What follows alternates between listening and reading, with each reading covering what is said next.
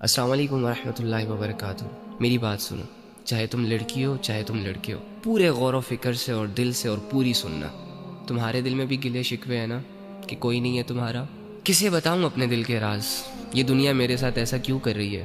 یہ لوگ میرے ساتھ ایسا کیوں کر رہے ہیں؟ اور میں خود بھی کچھ کر کیوں نہیں پا رہا؟ آخر میں ایسا کیوں؟ جب انسان دنیا کی زندگی کو ہی سب کچھ سمجھ لیتا ہے نا، تو واللہ وہ اس سٹیج پر چلا جاتا ہے کہ دنیا کی زندگی اسے سمجھ نہیں آتی۔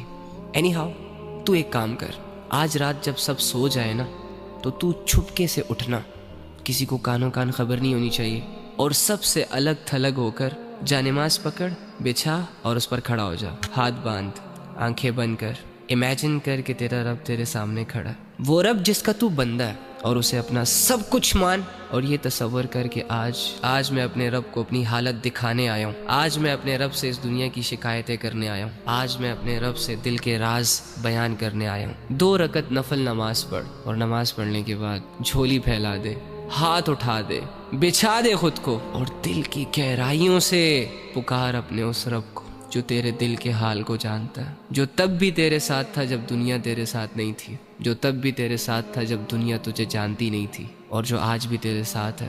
وہ اکیلا کافی ہے تجھے سنبھالنے کے لیے۔ اگر تو گر چکا ہے تو وہی تجھے اٹھا سکتا ہے۔ اس یقین، اس امید، اس تصور کے ساتھ اپنا حال دل اپنے رب کو سنا۔ ایک آنسو کا قطرہ نکل آیا نا، یا تیری آنکھیں صرف نم ہو گئی، یا چلو اگر تمہیں صرف اتنا احساس ہو گیا کہ میں اللہ کے سامنے بیٹھا ہوں، میں اللہ ہی سے بات کر رہا ہوں، یقین کر کے اٹھنا کہ تیرا رب تجھ سے راضی ہے۔ اللہ کے سامنے کھڑے وہی ہوتے ہیں جن کو اللہ کی ضرورت ہوتی ہے۔ تو اللہ کے بندو، آپ کے مسئلے کس نے حل کرنے ہیں؟ عاملوں نے؟ کالے جادو والوں نے؟ کس نے کرنے آپ کے مسئلے حل؟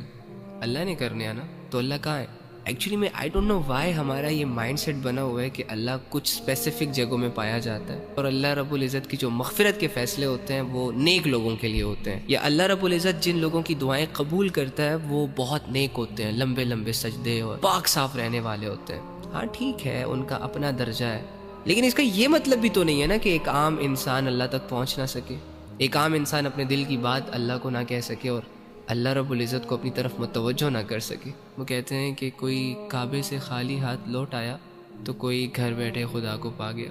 آپ کو نہیں لگتا کہ جو کمزور ہوتے ہیں، جو عام لوگ ہوتے ہیں، جو مظلوم اور فقیر قسم کے لوگ ہوتے ہیں، جو خالی ہاتھ ہوتے ہیں، معاشرے کو زیادہ تر ترس انہی لوگوں پر آتا ہے؟ تو اگر آپ اپنے آپ کو یہ مان بیٹھے ہیں کہ ہم گنہگار ہیں، ہم بدکار ہیں، تو دوسری جانب یہ بھی تو یقین کر سکتے ہیں نا کہ اللہ رب العزت آپ کی طرف زیادہ رجحان کرے گا۔ اللہ کے بندو، اللہ کہہ رہے میں تمہارے اشارت کے بھی قریب ہوں۔ اس اللہ سے اپنے مسئلے حل کرواؤ جو اللہ ساری زبانوں کو سمجھتا ہے، جو اللہ دل کے حال کو جانتا ہے۔